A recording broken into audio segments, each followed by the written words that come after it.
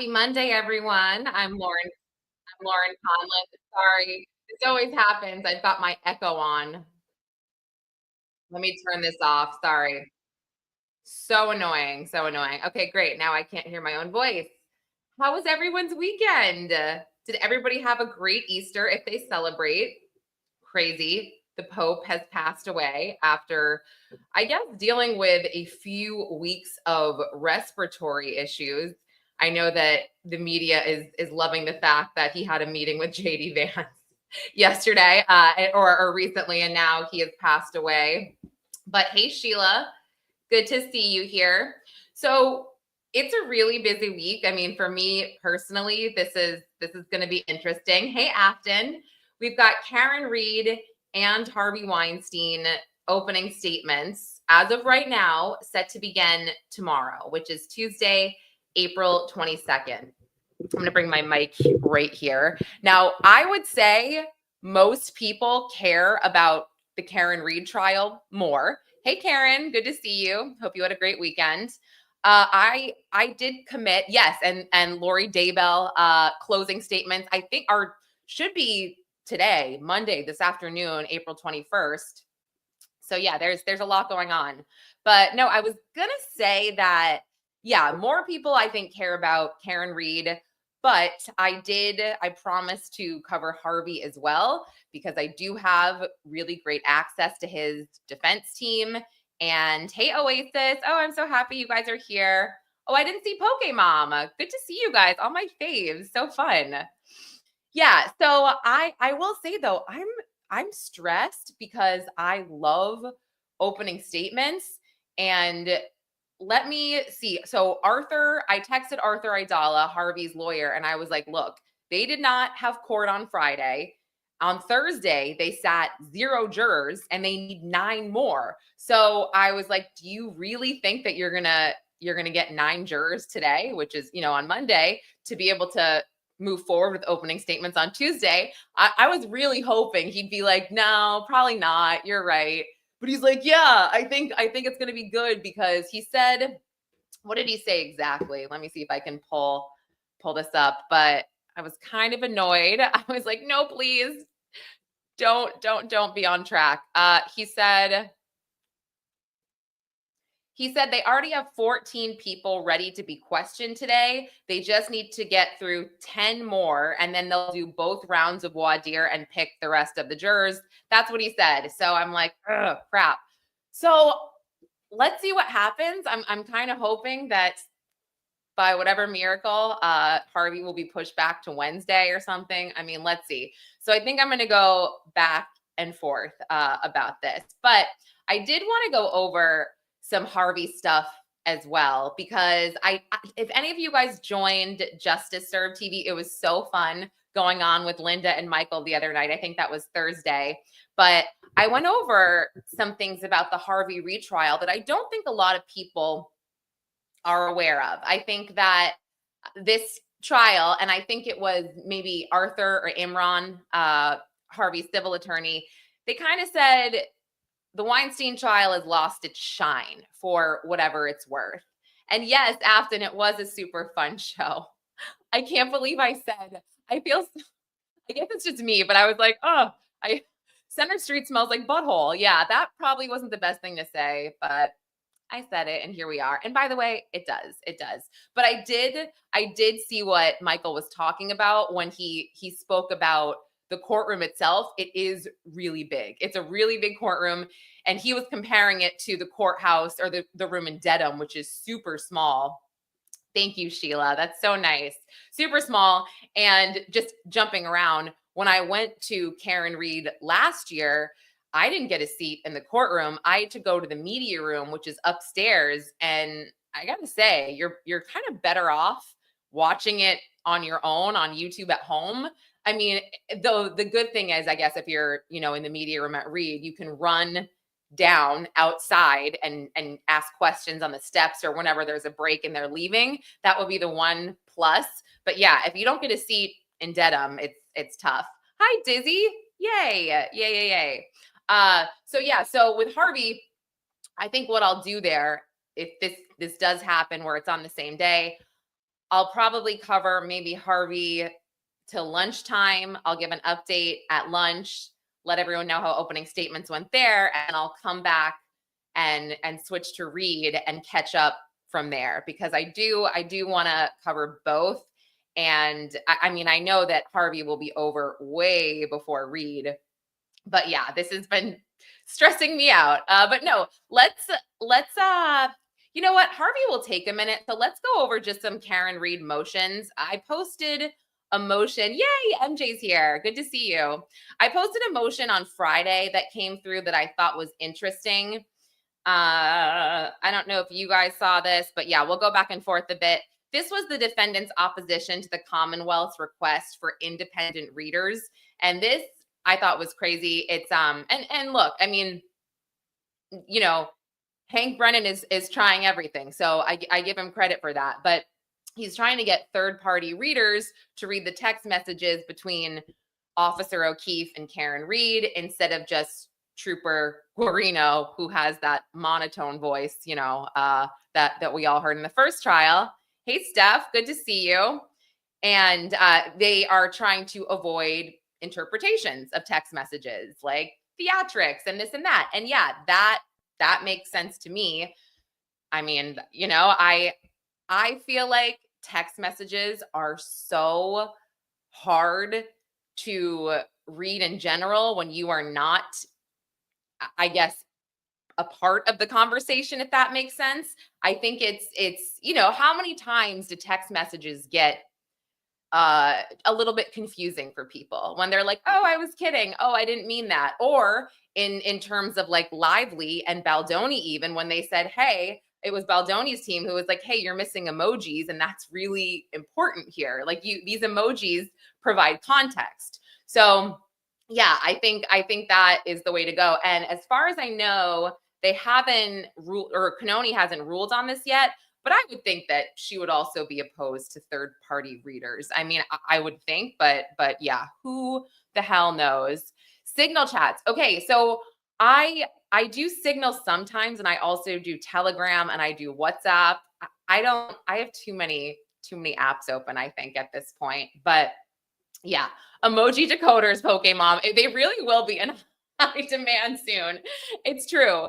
So yeah, so I didn't see a ruling on that quite yet. I also saw that Brennan was trying to get the photos of Officer O'Keefe's arm not shown in opening statements. I mean, I don't, whichever side you're on, that's not really fair, because that's part of the defense. That's part of their defense, that Officer O'Keefe, they believe that he was bit by a dog or bit by an animal. So I don't know why they wouldn't be allowed to show a photo of what they believe are dog bites, to the jury in opening statements. So yeah, I mean, like I said, he really is trying everything. Yes, and this is what I'm talking about. Brennan wants to ensure the jury doesn't see that photo of his arm during opening statements, and I don't think that's fair personally, but that's just me. I am not a lawyer.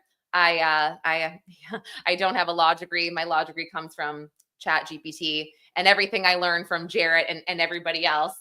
Hi, Jody. Good to see you. So yeah, these motions are pretty intense lately from Brennan. And like I said, I think that this is totally valid with Alan Jackson trying to oppose the third party readers, because I don't think that would be fair. I mean, I definitely wouldn't want someone taking my phone without the proper context and just starting to read off my text messages. But yeah, that's just me. Let me go back to the chat for a minute.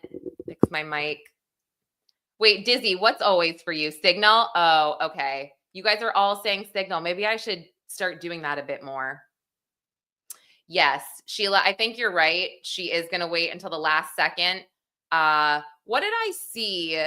I saw something. Maybe it was an article about this, where the prosecution, where the CW was like a little alarmed that it was going to be trial by ambush or something because of these last minute calls. But yeah, Dizzy, I find myself using WhatsApp more and more. I don't love that it's connected to Facebook. I feel like that's a little weird. I need to disconnect that here. Hank is throwing all the spaghetti at the wall. That's really funny.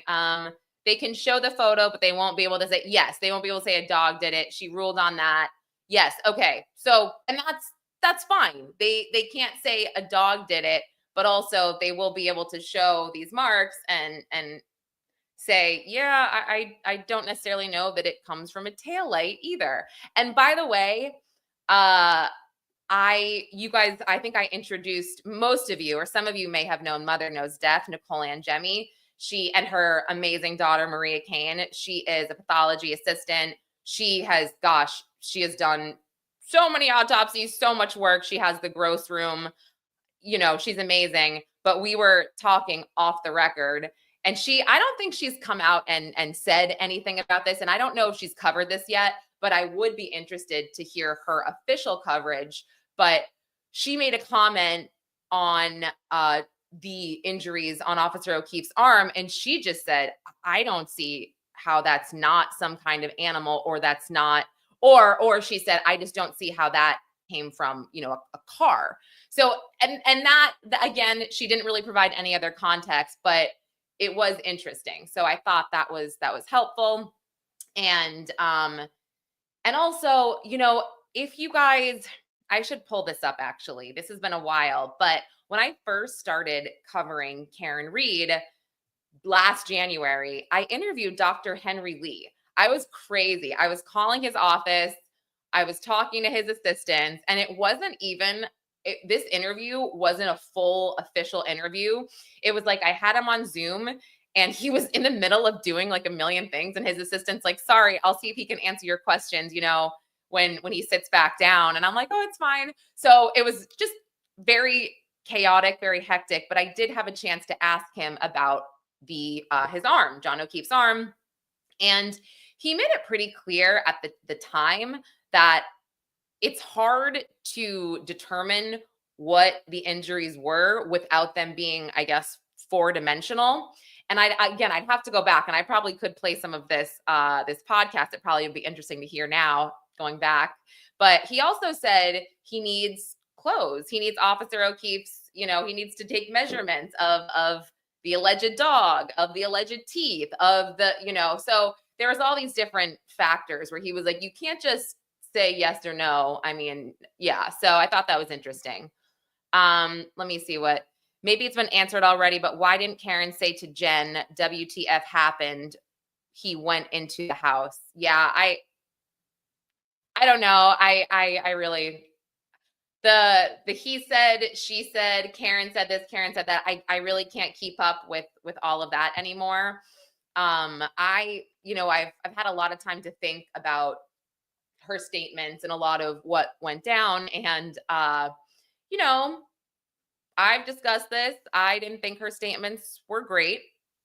Does it make her guilty? No. But does it make me realize that there was probably a lot more alcohol involved than some of us initially thought? Yeah, I think so.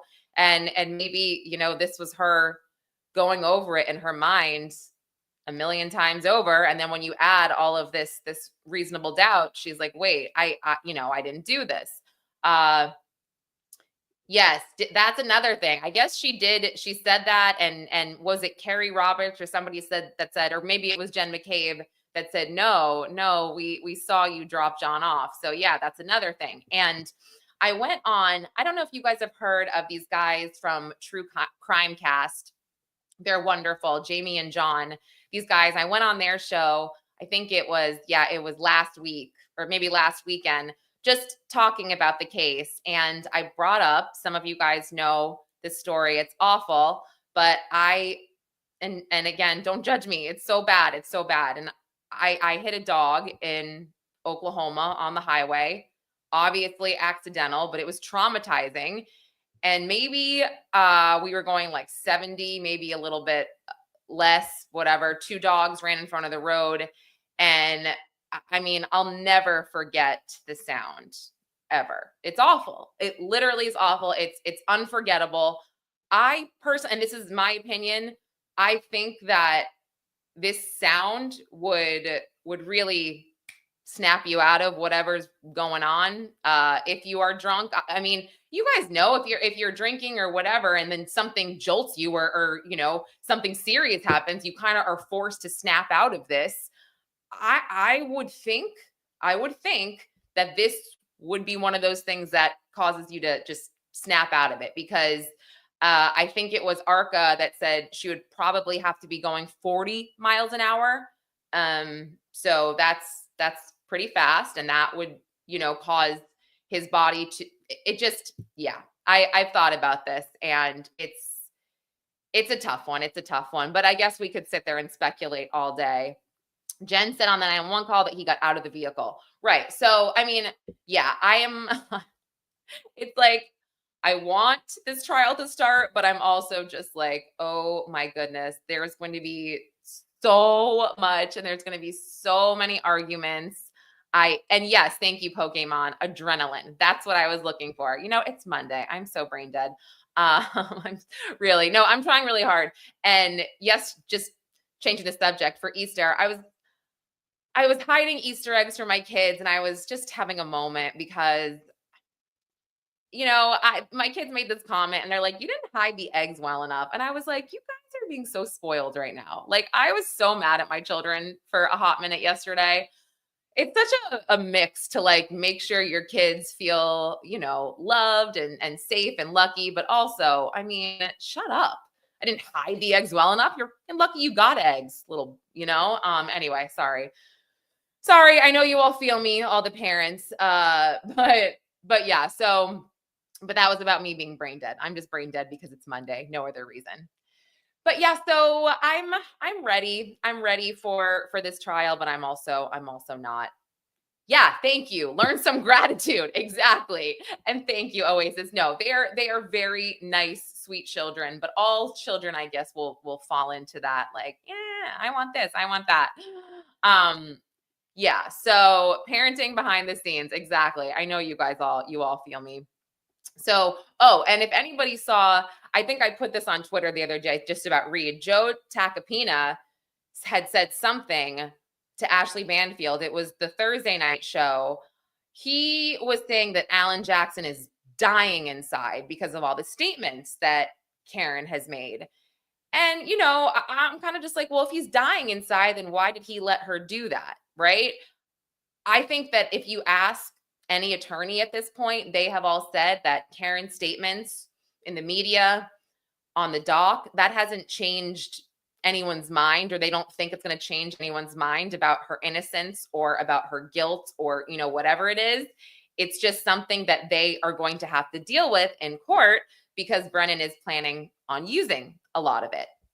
So, but with that being said, Joe Tacopina added, he might be dying inside, and those might be bad. However, it's a reasonable doubt case. And he actually said at the end, quote unquote, they'll be fine, or she'll be fine. So I thought that was also interesting as well. And Afton said statements taken out of context might change a jury's mind. Yeah, I mean, who really knows what the hell is going to happen? I mean, I don't know. What do you guys think about the glass that Karen talked about, where she said, I pulled a piece of glass out of his nose? Do you guys have thoughts on that? What, why she would say that, or what she was referring to, or what? I mean, we know that the cocktail glass was broken, but not shattered. I mean, so I'm just curious, your thoughts on that. And let me see what else. Oh, what else did he? Oh, the other thing was, I forget who I was talking to about this. Maybe it was even on Justice Served. I'm not sure, but I was just, it always helps I love talking to these attorneys. They're so brilliant. And it makes me realize that, when Turtle Boy did that juror interview, and the juror said, we didn't believe the conspiracy, or we didn't buy this or that. And I was like, oh yeah, maybe they shouldn't go as hard on that. Oh, my sister. Hi, Allie. I think it was Mike Bryant. Maybe he said, the defense, it's not their job to prove anything, so what does it matter? It's their job to, to throw in that reasonable doubt. And they did, which is why we saw a hung jury. His body is the strongest evidence to me he wasn't hit by a vehicle. Right. And also, you could also argue Oasis, the medical examiner, as well. The medical examiner who says, well, I can't speak for certain that his injuries came from a car. So yes. Wait, you did? Dizzy, that's awesome. Okay. That's so funny because that stuck out in my head. Dizzy said that was Michael, and I made a short of him saying that. Yes, that completely stuck out in my head that he said, well, okay, that's fine. The defense you didn't buy the conspiracy, but it's not their job to make you believe this. This is the Commonwealth's job to prove their case. So I was like, yeah, that's a really good point. But let me see. I'm looking right now. I'll just share this with you guys. Here were some rulings from motions from Karen's trial on where is it? April 16th. Can you guys see this? These are some rulings. Yeah, totally hit home for me, Dizzy. But this is about Garrett Wing. So Garrett Wing will be able to testify. I believe he's going to be testifying. Let's see. It says, I find that he appears to be qualified to provide some help to help the jury on some issues in dispute. If the Commonwealth asserts that Wing lacks the qualifications necessary to provide the expert opinion, Okay, so he's a really good public speaker, I believe, Garrett Wing. I don't know if you guys are familiar with him. Let me pull up Garrett Wing for a minute. Yeah, so he is going to be testifying about the alleged dog bites. 4 days ago, yeah, it says he will be, I guess, providing help, to the jury on some issues in dispute. I just read that. But in a blow for prosecutors, Canoni blocked their expert, James Crosby, from testifying that the injuries could not have come from the German Shepherd that Reed's defense has said caused the wounds. Reed's lawyers have claimed a German Shepherd named Chloe attacked. Hank Brennan said Crosby took molds of the dog's mouth, which made it unlikely the wounds on O'Keefe's arm came from Chloe. Canoni ruled that the prosecutors must turn over communications with witnesses showing a reluctance or refusal to testify, a reluctance or refusal to cooperate. That order gives prosecutors a week to turn over that information. That was last week. What else did I miss? Okay. So, I mean, this is all very, very interesting. Let me see. After Melanie Little interviewed him, she said he wouldn't make a good expert witness on the stand. Really? That's so funny. Wait, who are you guys talking about? Because I missed that. But yeah, so I also, this was really interesting as well. Let me just pull this back up for a minute. Last week, Wing. Okay, thank you.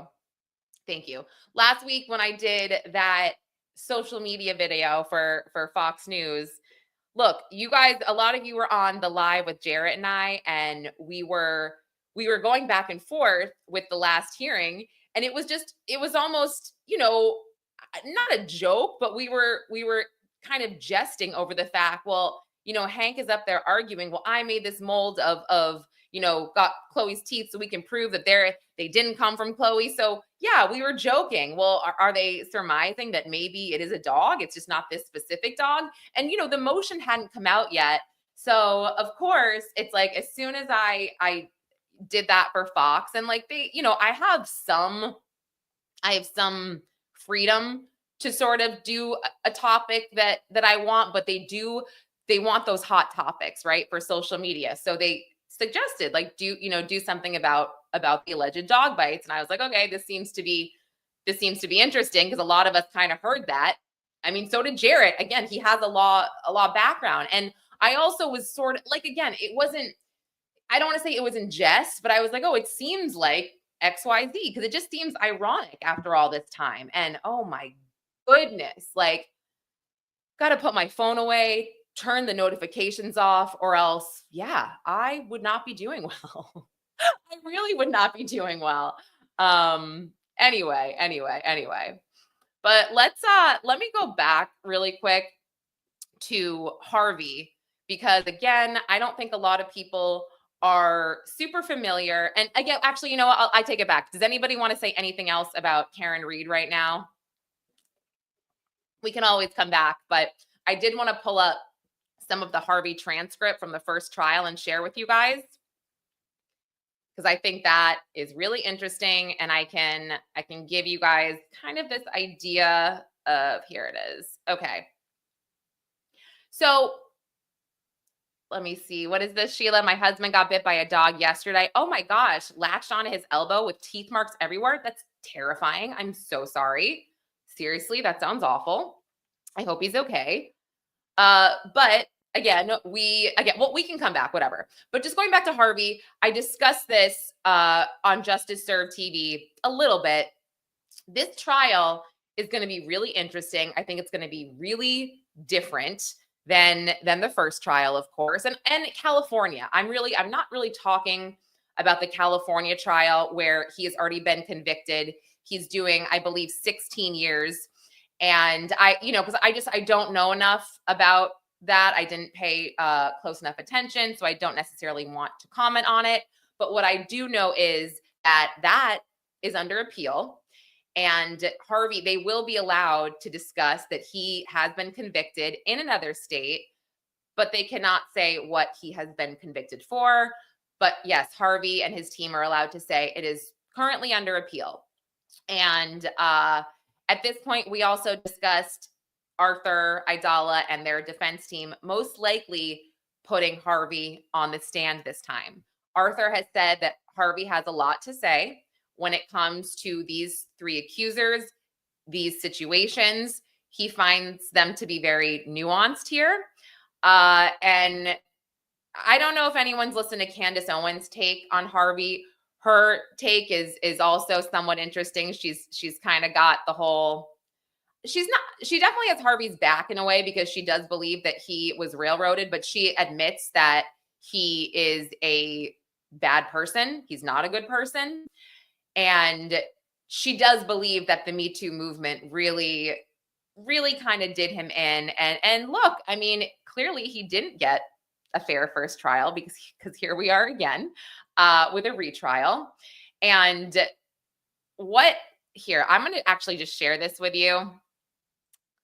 I don't know if I should share this part. So I have some notes that one of the interns at their office actually took. They recapped the first trial and the transcripts, and it's super interesting. Maybe I'll just read some of it for you, because I do feel kind of bad. But so we've got Mimi Haley. Most people know this name, so I'm not giving you an accuser name, and they are supposed to be called complaining witnesses, not survivors, nothing like that. The defense did a good job of getting some of these words out of the courtroom. So Mimi Haley is the one that said that he pulled her tampon out with his teeth, and she was saying no, no, no, and then he did something to her anyway. And there's also some argument here that she did say no, but it was more, and I don't know how to say this, ladies. Well, you guys are gonna know what I'm talking about. I think they're gonna argue that the no was more like, no, I have my period. No, no, that type of thing. I wasn't there. I don't know. But yeah, that's sort of what I think they're kind of arguing, because after this occurred and on the stand, let me see, Mimi said that she said, let me go back up. Okay. He was dressed, but she doesn't really remember exactly what he was wearing. Before he did this to her, allegedly, he requested a massage, but she said he didn't force himself on her. And again, this is transcript from Mimi's direct from the first trial, and I'm paraphrasing. This is actually here. Let me make a banner. Harvey Weinstein. Thanks for bearing with me. Trial 1 transcript. So where was I? So yes, she she said that, it happened and she left shortly after. And she said she felt stupid and humiliated and she cried and she did not have any interest in Harvey that way. Uh, she's unsure at how they exchanged information to keep in touch after that. And she says that but an exhibit showed that she took down his information on a notepad. So I don't know if that's before or after, but then they met up again.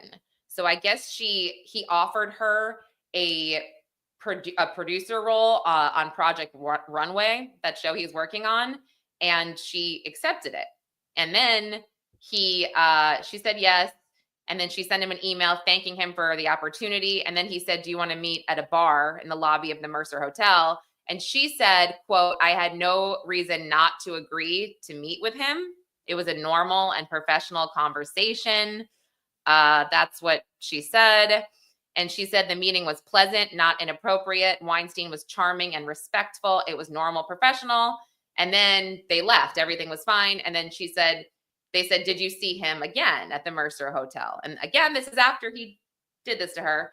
So she says then she met at his offices, not the hotel, but he gave her a ride back to her apartment, asked if he could come in. She said no, and he was respectful about it. Then he invited her to Paris for some fashion shows. She said that she would think about it, but she didn't intend to go. And then he would follow up, seeing if she wanted to go or made up her mind. And she said, no, it's not a good time. And then she said he wouldn't leave. He was being persistent. This was another time that she was with him, I guess, and he was not taking no for an answer about Paris. So then he offered to bring her roommate too. So yeah, then, I mean, again, she's saying he still wouldn't take no for an answer. Mimi Haley told Weinstein that he had a terrible reputation with women and he was offended, and then he backed off and he left her alone for a while. So that's interesting. She kind of told him how it was. And then apparently they had, let's see, eventually it says she went to LA with Harvey Weinstein because I guess they were in New York. And on the day of the LA trip, she went to his apartment.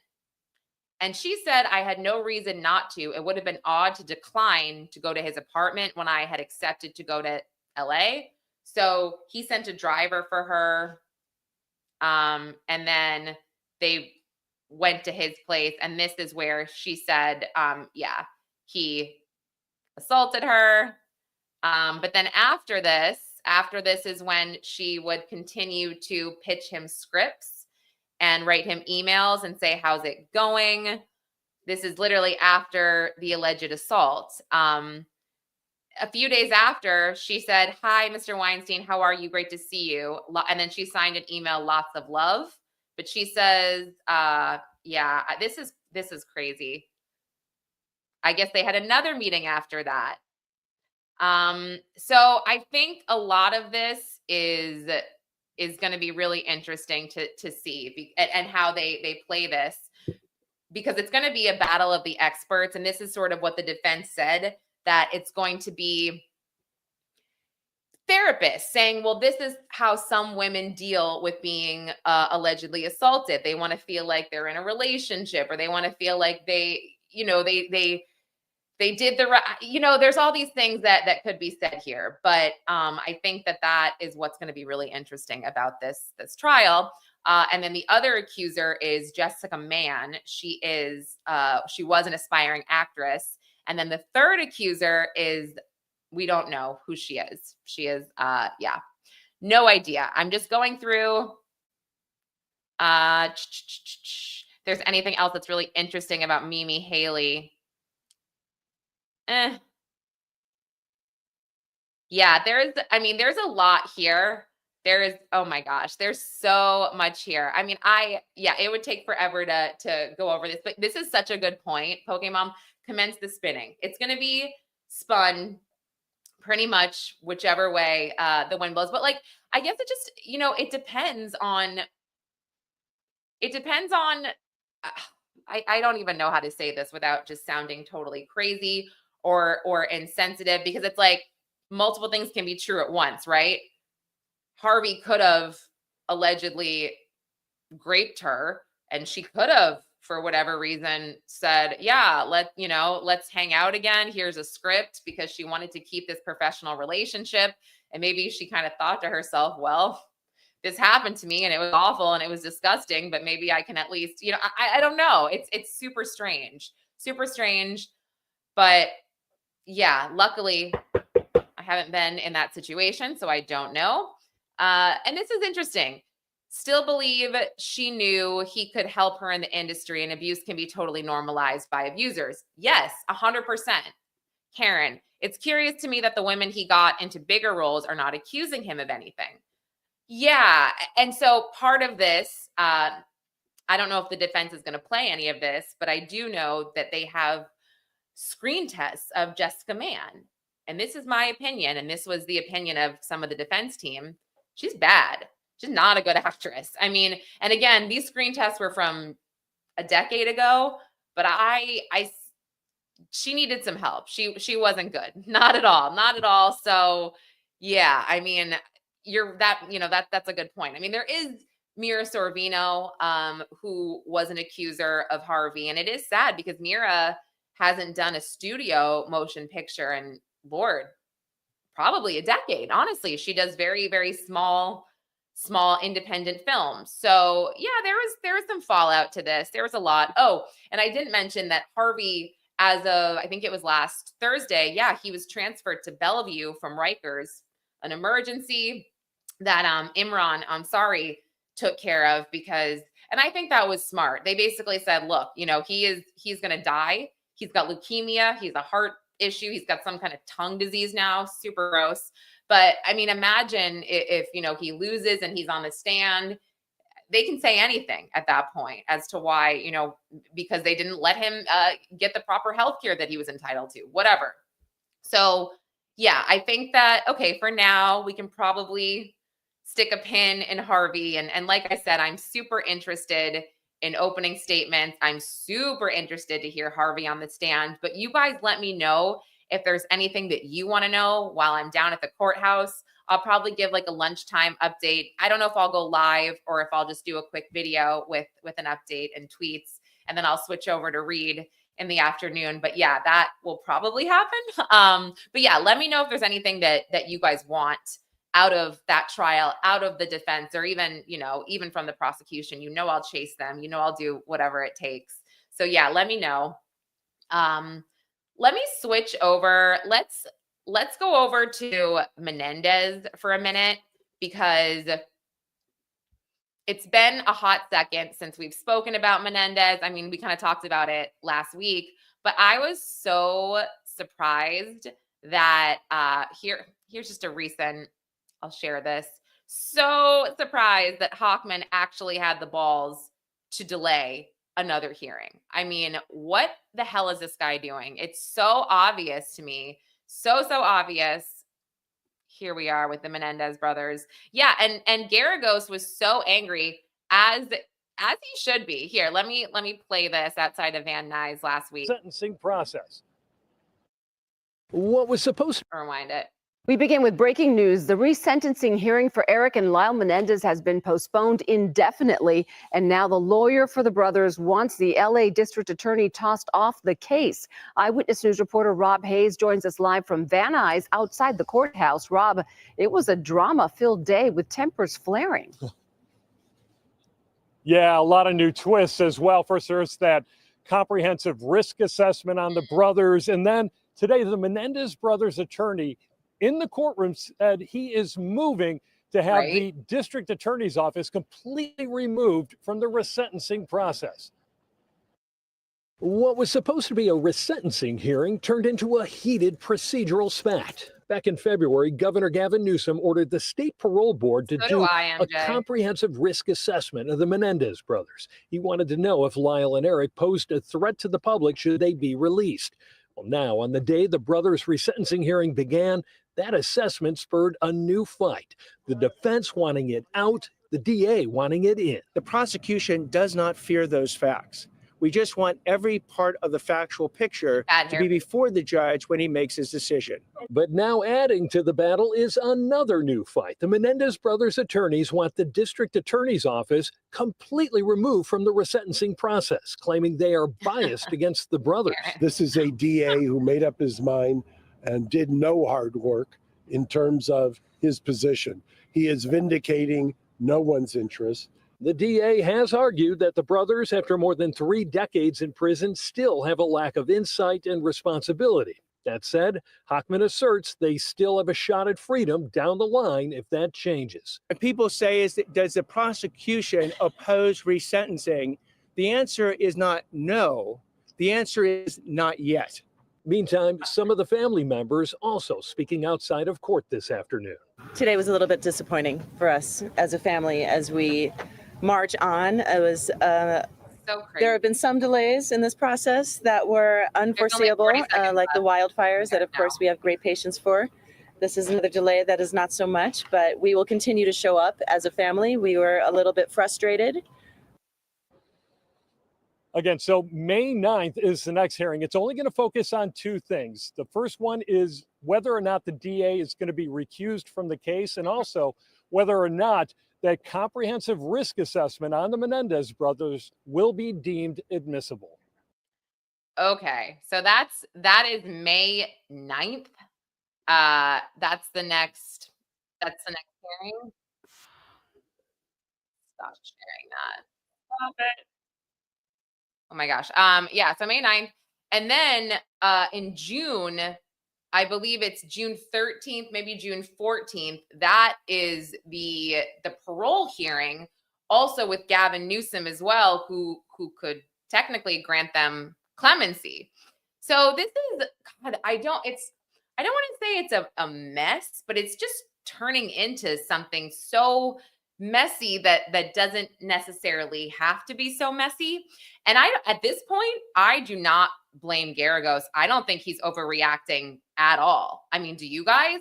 It's kind of like, look, we're going down one trajectory here, and then all of a sudden Hochman steps in and he's making all sorts of, again, I'm not a lawyer, so somebody else could explain this better, but as a lay, I'm kind of just like, dude, I get where you're coming from, right? You're not saying no, you're just not saying, not right now. But it's like, man, they've done everything under the sun to show you that they are deserving of this. And God, it's been decades since they've been working towards this, decades. So this is interesting. Karen, you feel like Newsom will exonerate them if the process doesn't end well and grant clemency. I mean, I don't know anymore. I really don't know anymore because it's interesting. It's definitely gotten political. Menendez brothers has for sure gotten political. However, it is interesting when you have people like Megyn Kelly who are like, release them, like Sinead. Yes, Megyn Kelly is like, no, I get this. I think that they've done their time too. So Megyn Kelly is saying, yeah, release them. I think that's interesting. Dizzy, I hear that. Newsom wants nothing to do with it. Afton, totally agree. Newsom will only do what's best for his political aspirations. Yeah, definitely. Oh, this is interesting. Pokemon, you feel like they're pawns again. Yeah. That's a great point because the second trial, I mean, many of us believe that it was very, very political because they needed to win because of OJ. I mean, the LA riots, those 4 officers were just, they were not convicted for Rodney King's beating. So yeah, you're so right. This was a bad time in 95 or 96 for the Menendez brothers. And now here we have a new DA that's trying to prove himself and Gavin Newsom. So that's a really good point. That's really, really sad. That makes me upset. But yeah, so I mean, we'll see what happens. So May 9th, we've got that. And then today, I believe we have, yes, closing arguments that are scheduled in Arizona for Lori Daybell. Let me just switch. Actually, I'll take that off. Closing arguments for Lori Daybell today. I am ready for her just to be convicted there. So the thing is, she's been brutal brutal, right, in the courtroom, but also not as much of an idiot as I thought. I mean, an idiot. Am I saying that's right? Like she's horrible, but she's doing a better job than, let's say, I think Sarah Boone would have done. I think I don't know if you guys agree with that, but I do think that yeah, she's bad, but wow, okay. Is anybody expecting anything wild in these closings or what? I mean, I don't necessarily think anything crazy is going to happen, but let me see. Let me see if anyone is expecting or if there's anything. Yeah, I think that it's going to be, the jury is going to deliberate rather quickly, I would think. And they, oh no, sorry. I'm laughing at this chat. I'm not going to pin this, but Lori is a better attorney than somebody else. There, you said it, Oasis. You're very funny. Yeah, that person blocked me on Twitter. I've never interacted with them. Very, very interesting. Oh, yeah. How dare you not remember? Ooh, shoot, I did pin it. Sorry. How dare you not remember my green chili chicken enchiladas? Yes, Lori asked her brother that on the stand. That was funny. That really seemed to bother her. I mean, oh gosh, that yeah, that would be so wild. Lori testifying and questioning herself. Yeah, that's great. No, I think that she's pissed me off royally throughout this trial, calling this a family tragedy, that she created. That infuriates me to no end. And it looks like you guys are all in agreement with this person that Oasis mentioned having trash takes on Twitter, I guess mainly about Reed, I'm guessing. But yeah, no, it always makes me laugh when I actually don't block a lot of people. I just try to ignore it. You guys know that, but it's just funny when people I click on their profile and I'm like, oh my gosh, they blocked me. I don't even know what I did or what I said, but I guess it's fine. I guess it doesn't matter. There's been a few people on who really believe that Karen Reed is very, very guilty that have blocked me. And I don't even think I don't think my takes are like super offensive or anything like that. I think they're pretty respectful. I don't know. And yes, the mute button, very, very handy. Wait, what is this? Hold on. Did you ever see the STS live? No. Wait, Joel did one with Turtle Boy and Wendy Murphy. That is insane. That's crazy. I mean, was it, how do I say this? Was it like good in a bad way or was it like bad in a good way? I just want to know. Yeah, I definitely use the mute button too, Oasis. There was this one guy that I blocked last year. I don't want to give him that much attention, but he like goes by Zonker or something. He was really, really into harassing me and being super mean about like my looks and like just weird, just creepy stuff where I was like, okay, this is making me a little uncomfortable just because he seemed like he was 1 second away from like doxing me or like where my kids went to school or some weird stuff like that. So I was like, that's weird. Yes, please send me the link. I really want to see this. Oh my gosh, a screaming match. Okay, that's interesting. Probably not. Yeah, not ideal for a podcast. I'm sure Joel was like, what the hell? I don't think he's covering it this time. I haven't seen him post anything, but I'm curious. I should check in. I haven't I guess his stuff hasn't really popped up for me in a while. But I also, let me think here. Yeah, Lori, I'm not going to spend too much of my focus on Lori. I do want to have Kirk Nurmi back at some point to discuss how her entire trial went. But Lori does remind me, many of you guys know I've been doing a Utah series, couple cases in Utah, a former therapist who has been accused of SA and some other really, really bad stuff. It's really seemed to branch out, I guess, between other people in power. My series has about 11 episodes and I was really, really focusing on that. And I'm taking a little bit of a break from that just because there's so much going on. So I did want to, I kind of tweeted it, but I wanted to make an announcement there as well that Utah, I am not giving up. at all. I just need to take a break while some of these trials commence. And so we can just get through this and I can focus on some of my reporting there. But yeah, I am not stopping. And if you guys follow any of my guest appearances, there's this other channel called We Are the People Utah. They're Utah natives. They actually came to the city. Their names are Alexia and Jason. And I saw them on Saturday night and it was so nice to meet them and see them. And so, yeah, they are covering all the Utah stuff there. So if you are missing my coverage, go to We Are the People Utah and you'll get more. Sorry, I thought that was a good segue because of Lori Vallow Daybell, Jesus Christ Church of Latter-day Saints, and all of that stuff. Dizzy, you're the best. I just saw on my phone. You sent me a link. I'm very excited. And I'm actually going to watch that while I walk or listen to it while I walk today. I'm sure it's going to be very painful. And then, yeah, there was a break in this other case that I had covered extensively for a year. Many of you guys saw Jarrett and I talk about it, but the Grant Solomon case was my first taste of crime. I started that podcast out of the blue when I was doing full-blown entertainment, red carpets, and then I was, sitting at my desk at night trying to research this case and what happened to Grant and all of this weird stuff. And sadly, I mentioned Grant's mother, Angie, was arrested on an alleged murder for hire plot.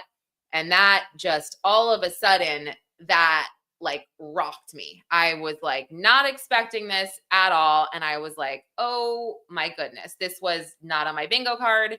And yeah, it was just kind of a mind F all over again with that case, because I feel like we still don't necessarily have closure on what happened to Grant.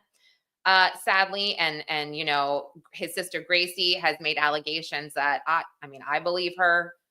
I interviewed her. This girl is very brave, speaking out against her dad. And now, unfortunately, you have Angie sitting in jail for what allegedly happened 2 weeks ago. And her bail is set so high. It's $500,000 or something like that. And I don't think she has a hearing for maybe a week or so to either get the bond reduced. But I was looking this up. Alleged murder for hire plots, they don't necessarily they don't necessarily reduce your bail. Or really, that's really tough. I feel like that's not going to be super easy. So I feel horrible for Gracie. So horrible that she's now stuck in the middle of all this and nothing seems to be resolved. So yeah, that was last week. And that was just, man, I was not sleeping. I was like, what the hell is happening? But I never got to do a little recap on the Hamptons whodunit with Cheryl McCollum and Joe Scott Morgan. I really wish I would have done a full live just to recap all of this, because it was such a fun night when we did the wine and crime. And I wanted to talk to you guys about it, because when things calm down, I think that I'm going to get with Cheryl, Joe Jackalone. Oh my gosh, it was so good to see Joe. So good. And his wife is doing well. Wait, sorry, I'm going to interrupt myself. Simi, Dizzy will send it to you because she just posted it, or she just sent it to me, that episode. You're so funny. Dizzy, look what you started. Look what you started. But no, so so I want to get with Joe and Cheryl and Joe Scott Morgan and Lisa Ribicoff. If you don't know Lisa, you should follow Lisa. She's great. She's a polygraph expert. But we got together for the wine and crime in the Hamptons, and Cheryl was amazing. We discussed the Natalie Wood death, and Cheryl had Natalie's sister there, not present, but on Zoom. And yes, Lisa Ribicoff is amazing. Even her body language expert analysis is so on point, because she was actually analyzing pictures of Lana Wood speaking to Robert Wagner after. this is years later, and Lisa's analysis of the body language, it was just so good. Lana almost looking desperate here, and Robert Wagner so we went over that case, the Natalie Wood case, and man, it's I can say this to my parents, I can say this to anyone on the street.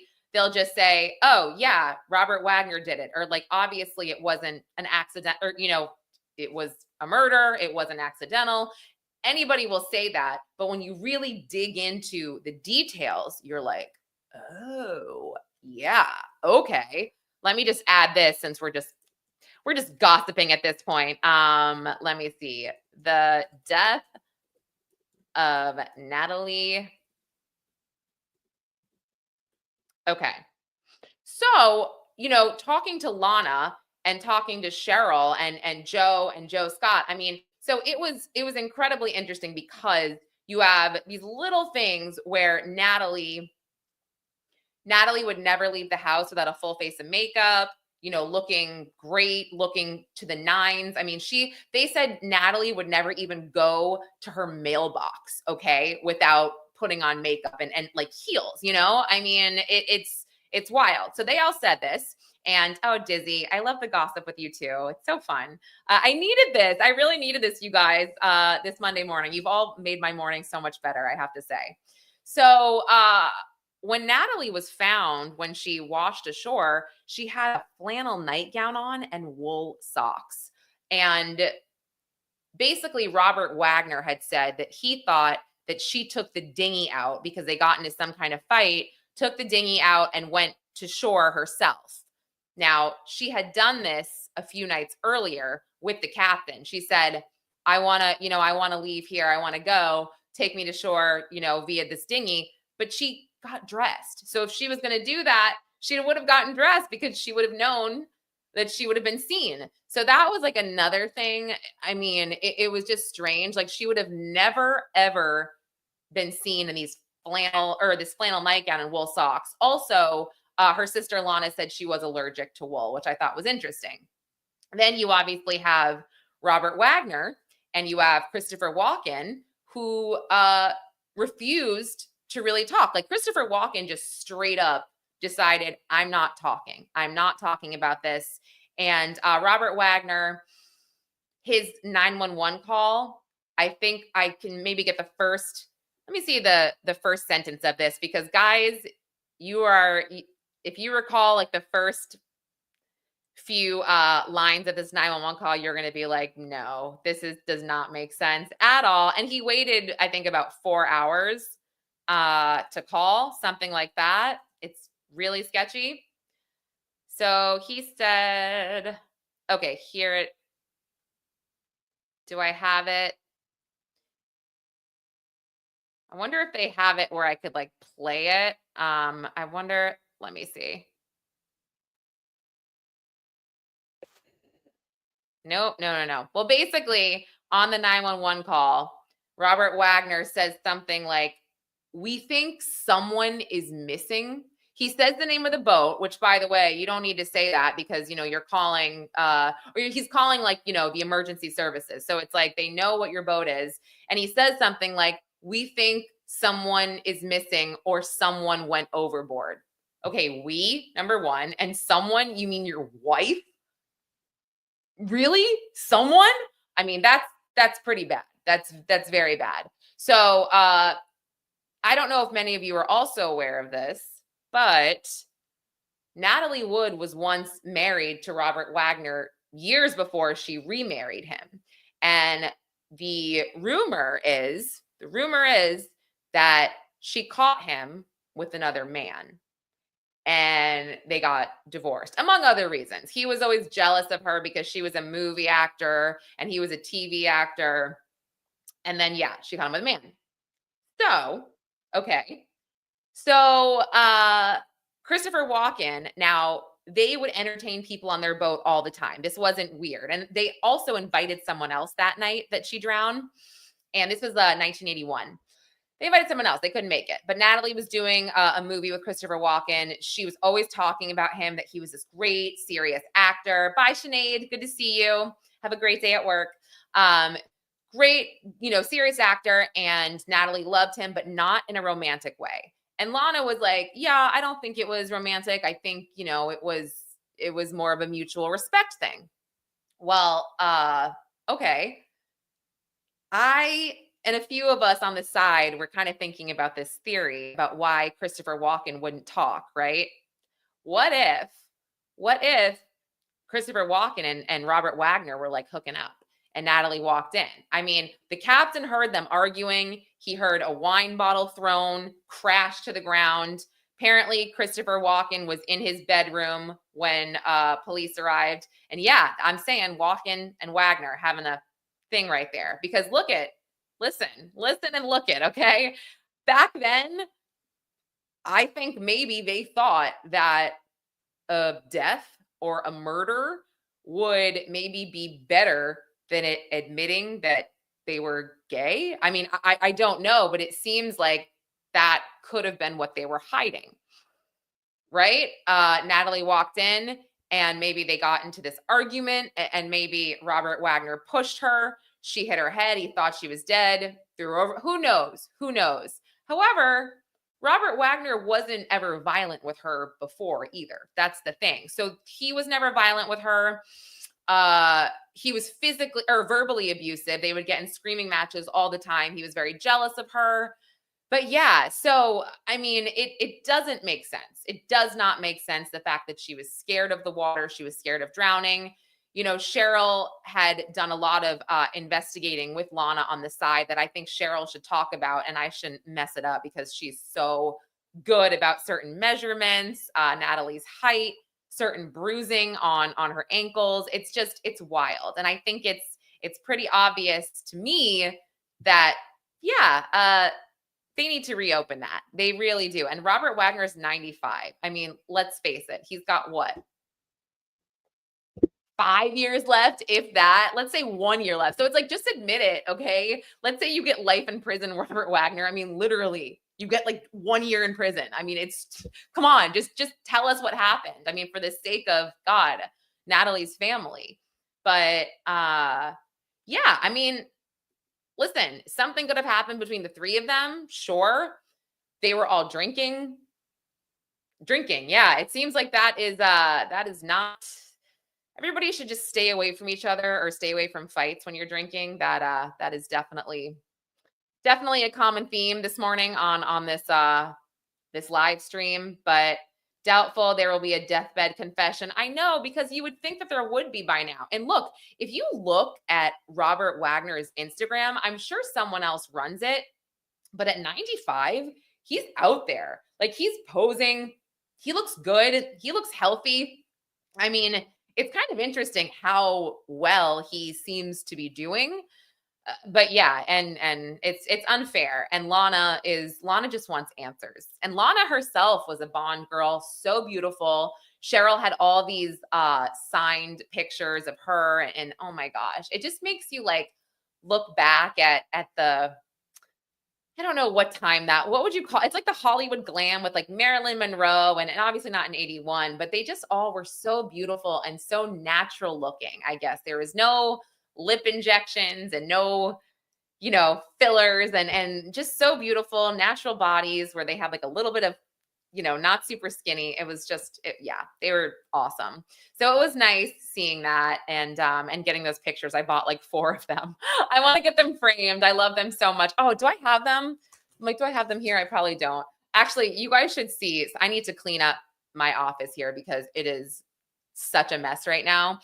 I actually do this thing. I'll just show you just really quick because I'm crazy. But I like regular files. So, oh God, this is my current filing cabinet. It's so heavy, you guys. This is so crazy. I pretty much have, you can see all these files. And so you've Shatner. This is signed by Shatner. I guess I love old men. I don't know. I don't even love Shatner. I just have it. But no, I've got, yeah, Lively Baldoni, Gene Hackman, Utah County, John Bonet, Brian Thompson, Savannah Copeland. Do you know that murder? That's an awful murder. The 13-year-old who was stabbed, frenzy stabbed. Karen Reed, John O'Keefe, Solid Rock, aka Micah Miller, John Paul, Crystal Mitchell. That's a sad one. Diddy. Oh my gosh, we haven't even talked about Diddy in so long. I should put this back. Diddy. That trial's happening May 5th. Hold on. Let me.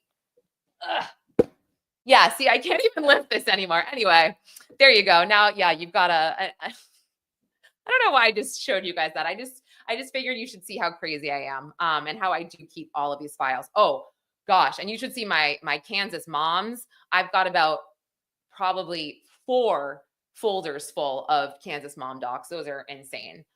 But Shatner was hot as Kirk. Yeah, Captain Kirk. He really was. If you guys, I don't know if you've seen this. Have you guys seen my interview with Shatner? It's on this channel. I did it for his 93rd birthday last year. And that was before I really was doing much of anything with YouTube. I would just sort of throw in a video here and there. But he was so much fun to talk to, and you'll see he was so fun. And I don't know, we had like a moment. Of course, you guys know I just get weird. And he asked me how old I was, and I said I was 39, because at the time I was 39. And he's like, get out of here. Like, he was just like, I was like, oh, I guess he thinks I'm younger. I don't know if that is a huge compliment. I mean, he is 93 years old. So I think somebody who is 60 would be a toddler to him, but yeah.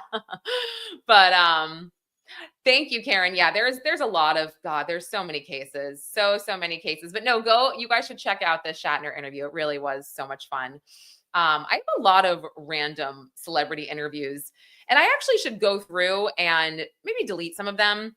I mean, this is just a side note, and now that I'm just talking, but I did this interview that I thought at the time was great with Michael Musto. Do you know Michael Musto? He's this journalist, iconic New York journalist. He wears the black rim glasses. He's always on a bike.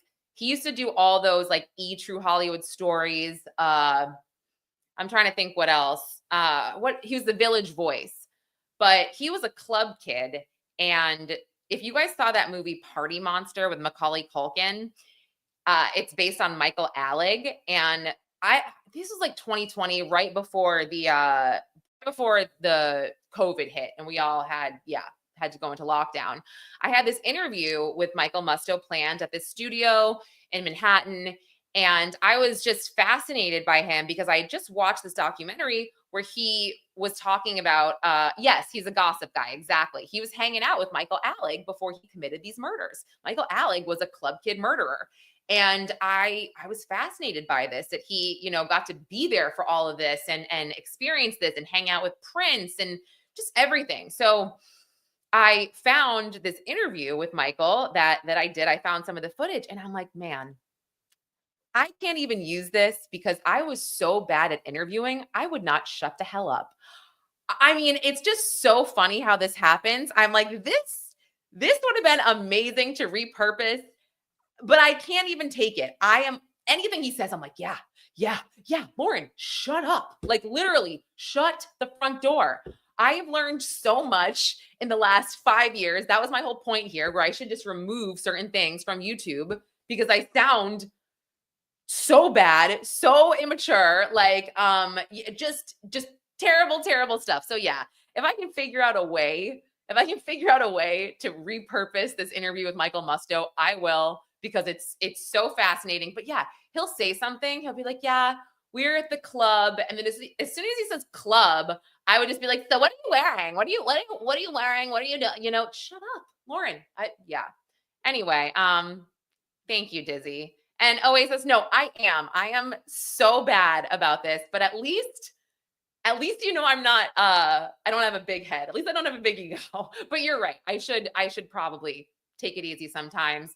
Somebody the other day on the corruption podcast, the Grant Solomon one I did, because I felt like that one just needed a disclaimer because I just made wild accusations. I needed, it was my first one. I recorded something in front of it, as an intro to every show. And I was like, hey, I just want to thank you all for joining me on my first investigative podcast. It's a little rough around the edges, blah, blah, blah. Somebody wrote, they were so mean. They're like, it's not about you. Stop centering yourself in this.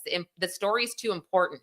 And, for a minute, I thought about taking it off the intro, but I'm like, no, I am not making this about me. I am just explaining to the audience, in case anyone's new here, that if you start on episode 1 and then you end season 1 and then you end on, episode 3, season 3, you're going to see a huge difference. Stay with me, right? Throughout the first season. Don't go anywhere. Even though you might think it's very bad, it gets better. That's all I kind of wanted. So maybe I'll do another one. Who knows? But yes, Afton's right. Practice being kind to yourself. It is really difficult. It really is. You're right. It's so hard. And it's so hard, I think, because, or I shouldn't say it's so hard, but it's important because everyone else is so mean, right? Like I have enough people to criticize and be mean and say all these awful things. So I should at least be on my own team. And, yes, he did. That's so funny. And I'm embarrassed because I just found out, I shouldn't even say this out loud, but Flipperhead has like a basketball player as his icon on Twitter. I didn't even know that was a basketball player. So I saw him pop up somewhere and he's like this cute little white guy. And I'm like, oh, he's so cute. Oh, that's not really him. Got it. I'm an idiot. So, hey, Terry. Yes. Okay, good. I'm glad you're interested in Weinstein. So I'll keep everyone updated about jury selection with Arthur today. I'll hit him up later. I'll see what goes on. I really hope that it takes longer. I hope they get some jurors that back out so we can move Harvey to Wednesday and Reed to Tuesday. So anyway, like I said, shoot me an email, shoot me a tweet if there's anything that you want to hear that pertains to Harvey, anything at all. And yes, thank you, Oasis. Allen Iverson. A lot of people didn't realize it was an NBA player, so don't feel bad. Okay, thank you for saying that. But yeah, some things should probably just be, I should keep to myself. I really should. Anyway, this was so fun. I'm going to run and get some work done. I'll package this up into a podcast, but I appreciate all of you guys. I really enjoyed myself in our talk this morning. Like I said, calm before the storm. It's going to be a busy week. And of course, there's nothing going on, but my kids don't have school Thursday and Friday. So that's also really fun. Isn't that fun when you're trying to like juggle it all? It's so great. I will be just a distant mom. I'll be like, guys, no, seriously. So-and-so's on the stand. Alan Jackson's cross-examining this person. Please shut up. All right, guys, I will talk to you all later. Thanks so much. Have a great rest of your day. How's that 9